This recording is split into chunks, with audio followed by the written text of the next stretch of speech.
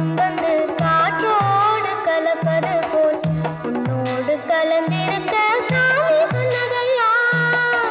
காற்றாக நான் கலந்து மூச்சாக உள்ளிருந்து உன்னோடு வாழ்ந்திருக்க வாழ்த்து சொல்லுதையா. கல்லாலய மனசை கரைச்சு விட்ட கட்டழகி, கண்ணீரை தொடச்சதந்த சாமிதானே பொட்டழகி.